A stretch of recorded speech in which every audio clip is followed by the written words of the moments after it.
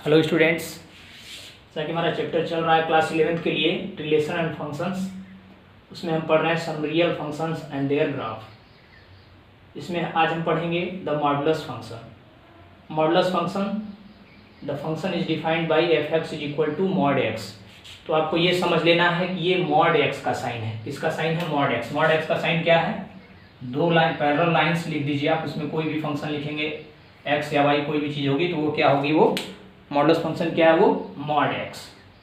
F x यहाँ पे है तो ये वैल्यू मॉड में रहेगी, ये मॉड एक्स हो गया। ओके, तो इस टाइप से मॉड एक्स आपका ये है, मॉड एक्स को डिफाइन किया गया है। तो इसको हम इस फंक्शन को, the function is defined from, f is defined from, function is defined from r to r. हम इस फॉर्म में भी लिख सकते हैं क्योंकि इसमें आपको कंफ्यूज नहीं होना है कि आपको function defined from r to r है। ओके, नेक्स्ट आपका इस फंक्शन को जब हम ब्रेक करेंगे, इस फंक्शन को f x equal to mod x को जब हम ब्रेक करेंगे तो सबसे पहले एफ एक्स की जो वैल्यू आएंगी, f x is equal to value जो देगा जब एक्स ग्रेटर देन या इक्वल टू 0 होगा तो ये फंक्शन हमारा जो वैल्यू देगा वो एक्स देगा। ओके, जो वैल्यू देगा फंक्शन वो हमारा क्या वैल्यू देगा? एक्स वैल्यू देगा। नेक्स्ट आपका जब फंक्शन की value x is less than 0 होगी, x देन 0 होगी तो ये निगेटिव ऑफ x देगा। ध्यान से देखना इसको, negative of x means that अगर आपने x की वैल्यू -1, -2, -3 है तो उसका निगेटिव देगा, मतलब उसके आगे एक और निगेटिव साइन लग जाएगा वो, और वो क्या देगा आपको? हमेशा पॉजिटिव वैल्यू देगा। तो जो मॉडुलस फंक्शन होता है आउटपुट में वो हमेशा एक पॉजिटिव वैल्यू देता है, हमेशा पॉजिटिव वैल्यू, ऑलवेज पॉजिटिव। ठीक है, तो जब कभी भी आप मॉडुलस फंक्शन को देखेंगे तो हमेशा पॉजिटिव वैल्यू देता है, चाहे वैल्यू आप उसमें इनपुट चाहे निगेटिव दें या कोई भी 0 देंगे या जो भी देंगे तो वो क्या देगा? हमेशा पॉजिटिव वैल्यू देगा। ओके, तो इस टाइप से आप मॉडुलस फंक्शन को डिफाइन कर सकते हैं। तो अब इसमें आप वैल्यू अगर इस तरीके से आप जब इस एफ एक्स की वैल्यू निकालेंगे, एफ एक्स की जब आप वैल्यू निकालना शुरू करेंगे, f x is equal to आपका मॉड एक्स है। ओके, तो जब एक्स इज इक्वल टू 0 रखेंगे तो आपका एफ एक्स क्या देगा? F x is equal to mod 0 is equal to 0 value आपका देगा। अगर आप वैल्यू रखते हैं f1 is equal to mod में 1 और हमेशा नॉन निगेटिव अगर वैल्यू होगी, हमेशा क्या होगी? वैल्यू नॉन निगेटिव होगी तो हमेशा ये पॉजिटिव वैल्यू को देगा। तो ये क्या देगा? आपका 1 दे देगा। अगर यहाँ पे आपने function f x equal to 2 रखा तो ये 2 हो जाएगा और ये क्या देगा? वैल्यू 2 देगा। अगर यही आप रख लेते हैं एफ इक्वल टू 3 है तो ये क्या देगा आपको? मॉड में 3 और ये वैल्यू आपको 3 देगा। तो ये तो आपने देख लिया कि 0, 1, 2, 3 आपने वैल्यू पुट की तो इसने वही वैल्यू पॉजिटिव में दे दी। अब हम देखते हैं तो ये वैल्यू आपने क्या रखा है? एक्स 0 रखा है और इन सारे केसेज में आपने क्या रखा है? X is greater than 0। Okay, आपने यहाँ पे क्या रखा है? X is greater than 0। Next आप अगर एक्स लेस देन 0 रखते हैं, क्या रखते हैं? एक्स लेस देन 0 रखते हैं। Suppose let x is equal to -1 हम पहली वैल्यू रख रहे हैं तो आपका क्या हो जाएगा? f-1। f-1 जब रखेंगे आपको मैंने क्या कहा है? Negative of x means that ये वैल्यू यहाँ पे तो जाएगा तो ये निगेटिव में -1 होगा वैल्यू। ओके, ये क्या है? ये तो हम जो वैल्यू है एक्स की हम वही पुट करेंगे। ध्यान से बिल्कुल समझिएगा, इसके आगे जो स्टेप होगा मैंने क्या कहा? Negative of x means that ये जो आपका फंक्शन है वो निगेटिव और -1 हो जाएगा। तो -1 और -1 मल्टीप्लाई करेंगे तो आपको भी पता है कि +1 होता है। ओके, तो ये लिखने का तरीका है, बिल्कुल आपको समझना है कि जो तरीका है इसका लिखने का, -1 इज इक्वल टू जब हम करेंगे तो ये माइनस साइन लग जाएगा। मॉडुलस में तो -1 है बट साइन आते उसने क्या कहा था? निगेटिव ऑफ एक्स देगा। तो माइनस बाहर आ जाए, माइनस एक साइन लग जाएगा बाहर, और जो आपका फंक्शन जो -1 जो वैल्यू है वो तो -1 है ही और वो क्या देगा? 1 देगा। अब नेक्स्ट अगर आप देखते हैं f-2 रखिए तो यहाँ पे क्या हो जाएगा? मॉड में -2 हो जाएगा और ये माइनस लग जाएगा, -2 इज इक्वल टू 2 हो जाएगा। f-3 रखिए आप तो क्या हो जाएगा? मॉड में -3 हो जाएगा इज इक्वल टू माइनस लग जाएगा और ये -3 इज इक्वल टू 3 हो जाएगा। तो इस तरीके से आप क्या कर सकते हैं, आपने वैल्यू जो आपने फंक्शन को ब्रेक किया था उसकी वैल्यू सारी आपने क्या कर ली, कैलकुलेट कर ली। जब आपको वैल्यू कैलकुलेट है, अब आपको क्या करना है, यहाँ पे ग्राफ ड्रा करना है। जब आपको ग्राफ ड्रा करना है तो सबके ग्राफ के लिए आपने क्या किया था, एक्स और वाई एक्सिस लेंगे। ओके, हम क्या करेंगे, एक्स और वाई एक्सिस बना लेंगे। ये आपका एक्स हो गया, ये एक्स डैश हो गया, ये वाई हो गया, ये वाई डैश हो गया। ये आपका 0 0 है, 1 2 3 4 -1 -2 -3 -4। ये आपका हो गया 1 2 3 4 -1 -2 -3 एंड -4। ओके, मैं पहले ही बता चुका हूं कि इनपुट हम एक्स एक्सिस पे रखते हैं और आउटपुट हमको कहाँ मिलता है, वाई एक्सिस पे मिलता है। तो सबसे पहले जब आपने x इक्वल टू 0 रखा था तो आपको f(x) की वैल्यू क्या थी, 0 थी, वो आपका ये वैल्यू हो गया। अब आपने देखा जब x की वैल्यू 1 है तो y की वैल्यू भी क्या है, 1 है, तो ये पॉजिटिव में यहाँ आ जाएगा। नेक्स्ट आपकी x की वैल्यू 2 है तो y की वैल्यू क्या है, 2 है, तो आपका दूसरा पॉइंट यहाँ मिल जाएगा। नेक्स्ट आप देख रहे हैं 3 है x की वैल्यू, तो यहाँ पे भी क्या मिला है आपको, 3 मिला है, तो 3 और 3 ये यहाँ पॉइंट हो जाएगा। ओके, नेक्स्ट आप आइए अब लेस देन पे रखेंगे। जब आपने -1 रखा है तो वैल्यू क्या मिली है, 1 मिली है। -1 पे अगर -1 मिलते तो नीचे आता, लेकिन आपको क्या मिला है, 1 मिला है -1 पे, तो ये आप कहाँ पहुंचेंगे, यहाँ पे जाएंगे आप। फिर आपने -2 रखा तो वैल्यू क्या मिली है, पॉजिटिव मिली है, -2 इधर, लेकिन ये वैल्यू जो मिली है आपको क्या मिली है, पॉजिटिव मिली है। नेक्स्ट आपने -3 रखा, वैल्यू क्या मिली है, पॉजिटिव में 3 मिली है। ओके, तो आपका ये 3 हो जाएगा यहाँ पे। ओके, अब आपको क्या करना है, इन पॉइंट्स को मिला देना है। ओके, तो ये आपका ग्राफ जो बन जाएगा, ये मॉड x का ग्राफ है। किसका ग्राफ ये है, मॉड x, या जिसको बोलते हैं मॉडुलस फंक्शन का ग्राफ है। Okay, f(x) is equal to, हम लिख सकते हैं f(x) is equal to mod x का ये ग्राफ है आपका। ठीक है, तो इस तरीके से आपने देखा कि इसकी जो वैल्यू है वो हर केस में क्या आती है, पॉजिटिव आती है। तो इस तरीके से मॉड x, अगर मॉडुलस फंक्शन आपको आता है तो मॉडुलस फंक्शन का ग्राफ आप इस तरह से ड्रा कर सकते हैं। अब हम इसमें देखते हैं कि इसका डोमेन क्या होता है और रेंज क्या होता है। डोमेन और रेंज देख लेते हैं हम। अगर डोमेन की बात की जाए तो हर एक वैल्यू के लिए क्या है, ये फंक्शन डिफाइन है, मतलब इसका डोमेन क्या हो जाएगा, r हो जाएगा, all the real numbers. The function is defined for the all the real numbers.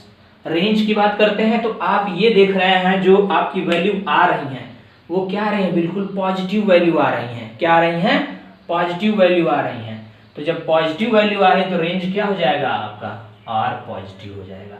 क्या हो जाएगा, r पॉजिटिव। आपसे कोई मॉडुलस फंक्शन की रेंज पूछता है तो आप कहेंगे r पॉजिटिव, क्योंकि ये हमेशा क्या देता है, पॉजिटिव वैल्यू देता है, ये निगेटिव वैल्यू देता ही नहीं है।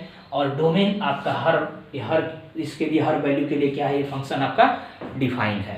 तो इस तरीके से आप मॉडुलस फंक्शन जब भी आता है, ग्राफ हो सकता है आपके एग्जाम में पूछे जाए नहीं पूछे जाए, लेकिन वैल्यू जब हम कभी भी जेईई का एग्जाम देते हैं तो वहाँ पे जो भी ग्राफ हमको ड्रा करने पड़ते हैं या जो कुछ भी करना होता है तो वहाँ हमको इसकी बहुत ज़रूरत पड़ती है, इसलिए जो है कि हम इसको ड्रा करते हैं, उसको देखते हैं। नेक्स्ट जो फंक्शन आपका आएगा सिग्नम फंक्शन, जो कि बहुत इंपॉर्टेंट है आपका। तो नेक्स्ट हम देखते हैं सिग्नम फंक्शन।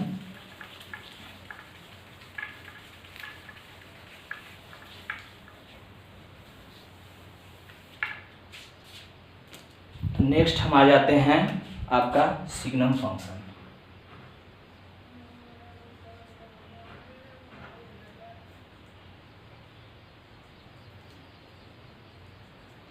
तो जो है कि आपके जो एनसीईआरटी में दिया हुआ है कि सिग्नम फंक्शन को कैसे डिफाइन किया जाता है या सिग्नम फंक्शन क्या है, वो आपको डायरेक्ट वैल्यूज दे दिया है जो कि आपकी रेंज की वैल्यू है। ठीक है, बट मेनली सिग्नम फंक्शन क्या होता है आपको ये जानना जरूरी है।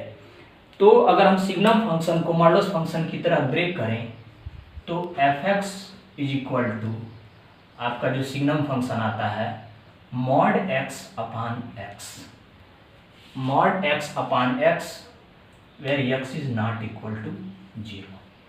ओके, फर्स्टली अगर हम सिग्नम फंक्शन को डिफाइन करें तो x जब 0 नहीं होगा उस समय इसका जो वैल्यू होगा मॉड x अपान x होगा।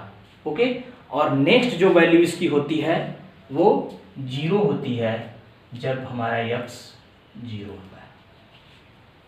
ओके, तो आप ध्यान रखिएगा सिग्नम फंक्शन का मेन जो होता है, जो हम डिफाइन करते हैं सिग्नम फंक्शन को, mod x by x when x is not equal to 0 and 0 when x is equal to 0।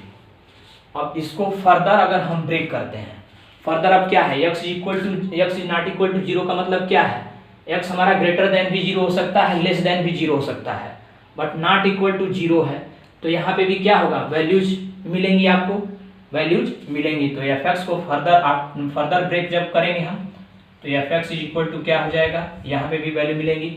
जब आप x इज ग्रेटर देन 0 हो जाए तो आपकी क्या वैल्यू मिलेगी इसकी, 1। हमेशा जब ये function x is greater than 0 हो जाएगा तो आपका 1 वैल्यू मिलेगा। उसके बाद जब x इज इक्वल टू 0 है तो आपका 0 वैल्यू है ही है, x इज इक्वल टू 0 है आपका। और आप जब लिखते हैं कि जब ये x लेस देन 0 हो जाएगा, जब लेस देन 0 हो जाएगा तो ये आपको क्या वैल्यू देगा, तो आपको क्या देगा, ये -1। ओके, तो इस तरीके से फंक्शन को हम फर्दर ब्रेक करते हैं। इस तरीके से x इज ग्रेटर देन 0, फिर x is equal to 0 and if x is less than 0। मतलब इस फंक्शन को हमने आफ्टर फर्दर ब्रेक किया तो ये कंडीशन, ये हमेशा क्या होगा, ये if x is greater than 0, if x equal to 0, if x is less than 0। तो हमेशा अगर हम कहें, अगर यहीं पे हम रखते हैं कि x इज इक्वल टू, हम नॉट इक्वल टू 0 अगर यहीं पे हम पुट करते हैं, सपोज कर लीजिए x is not equal to 0 है, 1 ये आप दे रहे हैं, तो क्या होगा कि नॉट इक्वल टू 0 मतलब ग्रेटर और इक्वल एक ही जगह, दो वैल्यू कैसे हो सकती है, एक फंक्शन की बताया गया कि फंक्शन वही है जो 1 1 हो, मतलब कि आपका जो फंक्शन है उसका आउटपुट भी वही सेम हो, मतलब जितने एलिमेंट्स इसमें हैं वो एलिमेंट दूसरे में है और उनके साथ मैपिंग हो रही है। फंक्शन की आपको डिफिनीशन बताई गई है। अगर ये वैल्यू 1 -1 अगर यहीं पे आप ले लेते तो ये क्या फंक्शन डिफाइन होता, किसी भी एक इनपुट के लिए क्या ये दो वैल्यू दे सकता है फंक्शन आपका, that is possible, know that is not possible. तो फर्दर हम इसको ब्रेक करते हैं और ये 1 0 -1 इस फॉर्म में आपका इसको हम रीराइट कर सकते हैं और इस फंक्शन को हम फर्दर जब डिफाइन करते हैं तो ये वैल्यू आपका 1 0 -1 आता है। ओके, तो अब इस फंक्शन की जब हम बात करते हैं तो इसका जो डोमेन और रेंज होता है, डोमेन की बात की जाए तो इस फंक्शन का आप अपने आप देखिए कि आप इसको क्या वैल्यू दे सकते हैं। डोमेन आप क्या सकते हैं, इसमें भी आप सभी रियल नंबर के लिए क्या है फंक्शन वैलिड है, क्या है ये फंक्शन वैलिड है। तो डोमेन इसका हो जाएगा R। और रेंज की अगर हम बात करते हैं, रेंज की बात करते हैं तो मैंने आपको पहले ही बोला कि ये फंक्शन केवल यही 3 वैल्यूज देता है, तो इसकी रेंज क्या हो जाएगी 1 0 -1। इस फंक्शन की रेंज हो जाएगी 1 0 -1। अब अगर इस फंक्शन के ग्राफ की बात की जाए, इसके ग्राफ की बात करते हैं,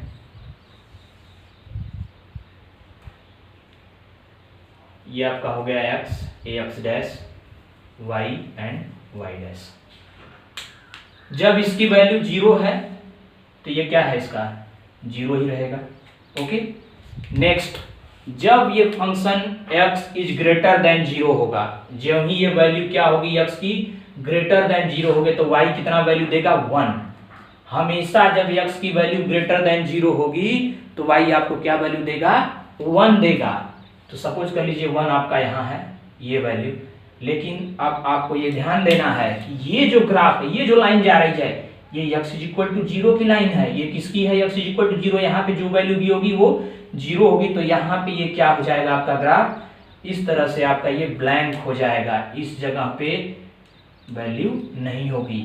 और बाकी जब भी हम x बढ़ेंगे तो ये वैल्यू आपको क्या देगा 1 वैल्यू देगा, क्या देगा 1 वैल्यू देगा। हमेशा ये वैल्यू क्या रहेगी 1 रहेगी। y इज इक्वल टू क्या रहेगा, हमेशा ये 1 वैल्यू देगा हमेशा। तो आपको ध्यान देना है इस पॉइंट पे, अगर आपने इसको ओपन नहीं किया तो ये आपका ग्राफ बिल्कुल रॉन्ग हो जाएगा, क्योंकि x इज इक्वल टू 0 पे हमेशा ये क्या वैल्यू देगा, 0। यहाँ पे क्या है, इस लाइन पे ये वैल्यू क्या है, ये x इज इक्वल टू 0 है, तो यहाँ पे हमेशा ये क्या देगा, 0 वैल्यू ही देगा। इसलिए आपको यहाँ पे ब्लैंक छोड़ना पड़ेगा। जब ही आप x से आगे बढ़ेंगे पॉजिटिव की तरफ, तो हमेशा ये वैल्यू आपको क्या देगा, सिग्नम फंक्शन हमेशा वैल्यू 1 देता है। तो ये आपको हमेशा याद रहे कि जब x से ग्रेटर देन 0 जाएंगे हम, तो वो क्या 1 वैल्यू देगा और वो लगातार कांस्टेंट 1 ही देगा। तो इसको हम लिख सकते हैं y इज इक्वल टू 1। मैंने पहले ही बोला था y एक्सिस पे हम ड्रा करते हैं। नेक्स्ट, अगर जब आप x इज लेस देन 0 आएंगे, x अगर निगेटिव की तरफ बढ़ते हैं, x निगेटिव की तरफ जब भी आप बढ़ेंगे, तो हमेशा ये क्या देगा आपको, -1 वैल्यू देगा। क्या देगा, -1 वैल्यू देगा। तो सपोज कर लीजिए ये 1 प्लस है, यहाँ पे निगेटिव, ये -1 है, तो इसका ग्राफ आपका ऐसे आ जाएगा और ये आ जाएगा y इज इक्वल टू -1, और ये भी आपका क्या है, -1 में वैल्यू है, तो यहाँ लिखने की जरूरत नहीं है। और ध्यान दीजिएगा, यहाँ पे मैंने बताया है आपको ये वैल्यू 0 ही है, तो यहाँ भी ये क्या होगा, ये ब्लैंक होगा, ग्राफ में क्या होगा, ओपन रहेगा यहाँ पे फंक्शन, क्योंकि यहाँ पे वैल्यू केवल 0 ही रहेगी।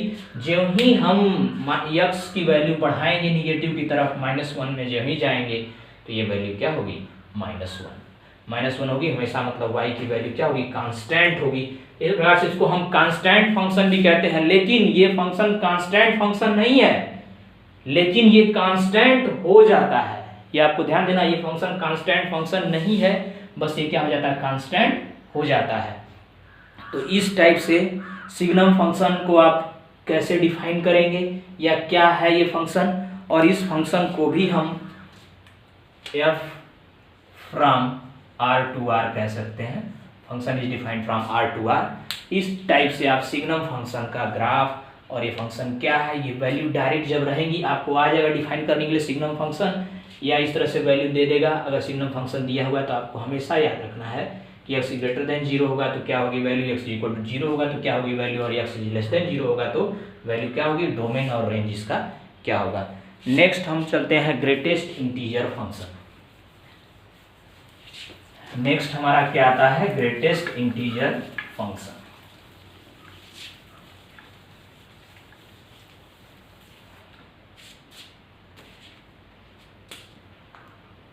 Greatest integer function. तो ग्रेटेस्ट इंटीजर फंक्शन को हम कैसे डिफाइन करेंगे, जैसे कि आप प्रीवियस पढ़ लिया मॉडुलस फंक्शन और आपका सिग्नम फंक्शन। अब ग्रेटेस्ट इंटीजर फंक्शन में हम देखते हैं, तो इसका होता है जैसे उसका मॉड x था और सिग्नम फंक्शन को हमने अलग अलग डिफाइन किया। तो ग्रेटेस्ट इंटीजर फंक्शन में डिफाइन करते हैं f(x) is equal to x, मतलब जो आप बिगर ब्रैकेट पढ़ते हैं उसी टाइप का ये साइन बनता है। तो ग्रेटेस्ट इंटीजर फंक्शन, यहाँ जो भी साइन लगा रहेगा आप इसको क्या बोलेंगे, ग्रेटेस्ट इंटीजर फंक्शन। तो assume the value of the greatest integer less than or equal to x। क्या है वैल्यूज, क्या है इसकी value of the greatest integer, value of the greatest integer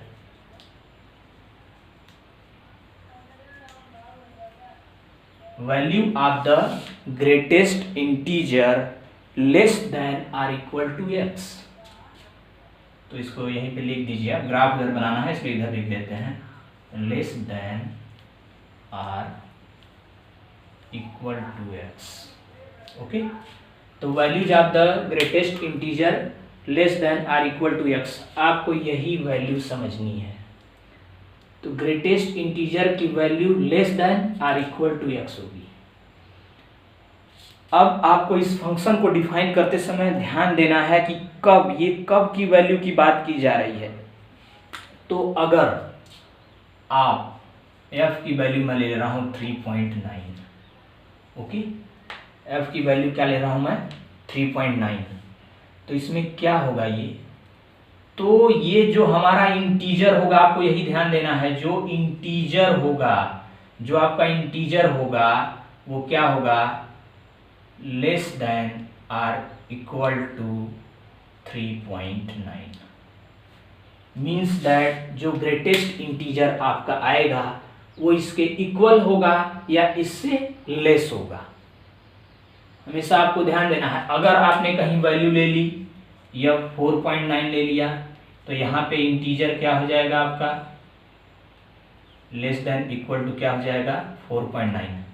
अब आपको ये पूछना चाहिए सर ये तो 3.9 4.9 इंटीजर है ही नहीं।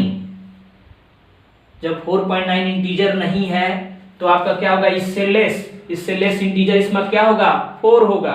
क्या होगा इसमें 4 होगा, इसमें क्या होगा 3 होगा, इसमें क्या होगा 3 होगा। तो ये मैं वैल्यू आपको इसलिए समझा रहा हूं क्योंकि ये आप जब पॉइंट्स में आएंगे क्वेश्चन तो आप समझ नहीं पाएंगे, क्योंकि ये आपकी बुक्स में जो है कि स्टार्टिंग में आप जब पढ़ेंगे तो वो केवल इंटीजर, डायरेक्ट इंटीजर 1 2 3 4 इस तरह से डिफाइन कर दिया है, जिसमें कि आपको पता चल जाएगा कि इंटीजर ग्रेटेस्ट इंटीजर क्या है, क्योंकि वो वैल्यू जो भी आपको दी रहेगी वही आपका वहाँ पे इंटीजर हो जाता है। मैंने इसलिए डेसिमल लिया हुआ है कि आपका 3.9 4.9 दिया जाए तो आप क्या थे, आपको ध्यान देना हमेशा कि जो भी आपका इंटीजर इसका बनेगा इससे less than or equal to होगा। तो इससे लेस देन क्या होगा 3.9 से, 3.9 है वैल्यू तो क्या होगा लेस देन 3 होगा, 4.9 है तो क्या वैल्यू होगी 4 होगी। तो इस तरीके से आपको ध्यान देना कि ऐसा फंक्शन जब भी आएगा आपको तो इस तरह से आपको देखना है। अगर हम x इक्वल टू 5 रखें, x इक्वल टू 5 बात करते हैं तो यह 5 इसको आप इसमें रखेंगे तो ये हमेशा क्या दे देगा 5 दे देगा वैल्यू। सर क्या दे देगा 5 दे देगा, 4 है तो 4 दे देगा, 3 है तो 3 दे देगा, इस तरह से।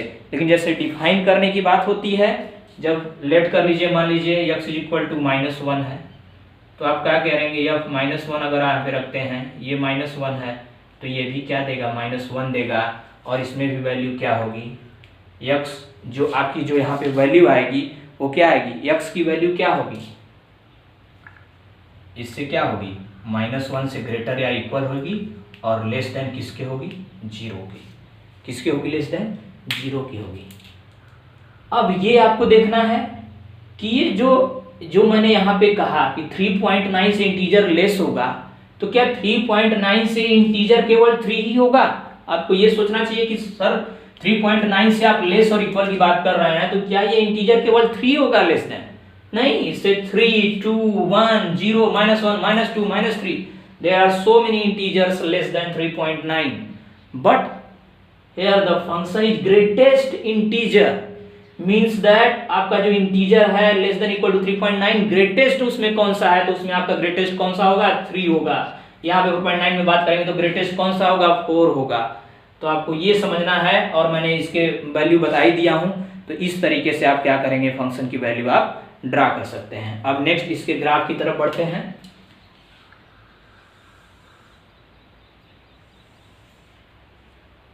इसका ग्राफ हम ड्रा कर लेते हैं। ये हम लेते हैं x डैश y डैश। तो जब हम इसका ग्राफ लेंगे तो इसमें आपको 1 2 3 4 और इस तरह से हम डिफाइन कर लेते हैं इसको भी। तो 1 2 3 4 -1 -2 -3 -4 1 2 3 4 -1 -2 -3 -4। ओके, तो इस तरह को क्या करेंगे, आपको ग्राफ डिफाइन करना है। अब आपको ये देखना है कि अगर आप x इक्वल टू 0 लेते हैं, x इक्वल टू 0 लेते हैं तो यहाँ पे ये फंक्शन है आपका, x इक्वल टू 0 लेते हैं तो ये फंक्शन आपका यहाँ पे है x इक्वल टू 0। अब आपको ध्यान देना है कि इसकी वैल्यू कहाँ तक रहेगी, मतलब ये 0 कहाँ तक फॉलो करेगा, लेस देन 1 तक। कहाँ तक, लेस देन 1 तक। ये बिल्कुल यहाँ तक ये वैल्यू फॉलो करेगा, मतलब 0.9 तक।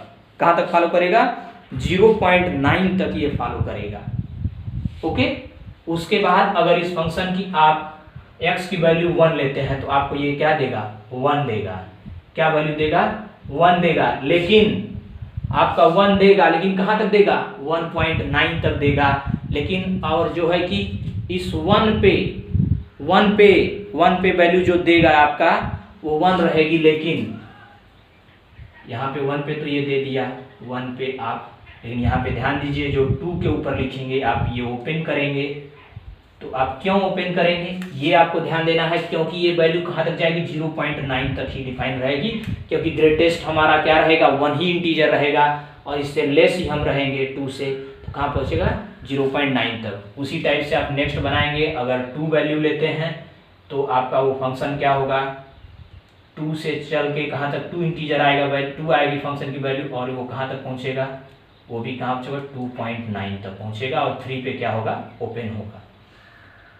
इस तरीके से अगर आप 3 का लेते हैं तो 3 से फंक्शन स्टार्ट होगा और ये 3.9 तक जाएगा और 4 पे क्या होगा ये ओपन हो जाएगा। वही बात आप निगेटिव में आते हैं, -1 अगर आप देखते हैं तो ये फंक्शन क्या होगा, यहाँ पे जो भी डिफाइन होगा तो -1 से उसी टाइप से चलेगा जैसा कि आपका है। तो आपको ध्यान देना है कि -1 पे जब वैल्यू आप लेंगे तो ये आपका -1 से लेकर ये कहाँ तक आएगा, यहाँ पे आएगा, ठीक है, और ये आपका क्या हो जाएगा ओपन हो जाएगा।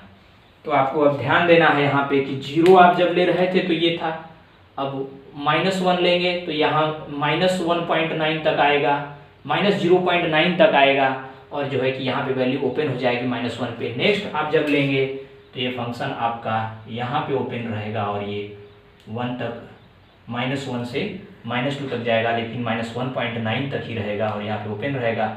नेक्स्ट वैल्यू आपकी जो रहेगी यहाँ तक आएगा और यहाँ पे आपका ओपन रहेगा।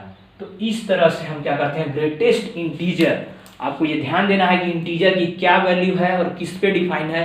इस टाइप से आप क्या कर सकते हैं इंटीजर ग्रेटेस्ट इंटीजर फंक्शन को डिफाइन कर सकते हैं। सिग्नम फंक्शन, मॉडुलस फंक्शन, ये 2 फंक्शन बहुत ही इंपॉर्टेंट फंक्शन है। ग्रेटेस्ट इंटीजर फंक्शन में हम कभी कभी वैल्यू में कंफ्यूज हो जाते हैं, तो वो आप ध्यान रखिएगा कि अगर मैं आपको कहता कि यहाँ पे 3.9 से लेस देन, अगर मैं 2 कहता आप कहते सर ये 2 तो इससे लेस है नहीं, है लेस तो है बट ग्रेटेस्ट नहीं है, तो वहाँ पे ग्रेटेस्ट वैल्यू हमको चाहिए, इसलिए जो है कि हमारा यहाँ पे 3 आंसर आता है। इस तरह से हम इसका ग्राफ ड्रा करते हैं। तो ये आपका एक तरह से f(x) = आपका ये mod x का ग्राफ है, मतलब ग्रेटेस्ट इंटीजर का ग्राफ है। f(x) = greatest integer x, modulus x का आपने पहले देख चुके हैं, उसके बाद आपने सिग्नम फंक्शन का देखा और ये आपने ग्रेटेस्ट इंटीजर का फंक्शन। इस तरह से मैंने आपको सारे ग्राफ और ये सारी चीज़ें बता दी हैं। अब बात आती है इसके डोमेन और रेंज की, वो भी हम देख लेते हैं।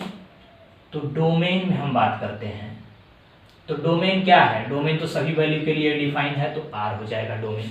डोमेन आपका क्या होगा, ये सभी रियल नंबर्स के लिए क्या है ये फंक्शन डिफाइन है। और रेंज की बात की जाए, रेंज एक बार आप माइंड करिए कि रेंज इसका क्या हो सकता है। तो रेंज की अगर आप बात कर सकते हैं तो रेंज जो भी देगा ये हमेशा क्या दे रहा है, इंटीजर दे रहा है। तो इंटीजर को डिफाइन किससे करते हैं, z से। ये भी आपको आना चाहिए रिलेशन एंड फंक्शन में, या जब भी आप ग्राफ बनाते हैं कि किससे इंटीजर को, रियल नंबर को या किससे डिफाइन करते हैं, वो चीज़ है। मैं वो एक दिन मैं वो भी आपको ग्राफ, वो भी चार्ट बना दूंगा जिससे कि आप डिफाइन करना समझ जाइए, क्योंकि हमेशा आपको नोटेशन ही यूज किया जाएगा। और इस तरीके से अब आप जो है कि नेक्स्ट एक्सरसाइज जो भी है आपकी उसको आप लगा सकते हैं, उसके ग्राफ ड्रा करते हैं। उसमें भी अगर आपको प्रॉब्लम आती है तो आप हमको सेंड कर सकते हैं नेक्स्ट वीडियो से, या तो हम नेक्स्ट लेक्चर स्टार्ट करेंगे या कुछ आपको जेई के कुछ क्वेश्चंस कराएंगे, जिससे कि आप थोड़ा सा उससे भी अवेयर हो सकें कि किस टाइप के क्वेश्चंस हमारे रिलेशन फंक्शन से जेई में आ सकते हैं। जेई में ये भी होता है कि रिलेशन फंक्शन इसलिए आपको अभी उतने सारे क्वेश्चन नहीं कराए जा सकते हैं क्योंकि ये टॉपिक अभी आपका क्लास 12th में भी है। तो जब क्योंकि जेई में जो आता है वो 11th 12th का मिला कर आता है, इसलिए आप थोड़ा सा कंफ्यूज हो जाते हैं। वो सोचते हैं आप कि हम रिलेशन फंक्शन और क्वेश्चन हम क्यों नहीं लगा पा रहे हैं। आपको ये सोचना चाहिए क्योंकि अब कुछ कॉन्सेप्ट वो भी हैं जो कि आपके क्लास 12th में है। Okay student, thank you. Next video में मिलते हैं।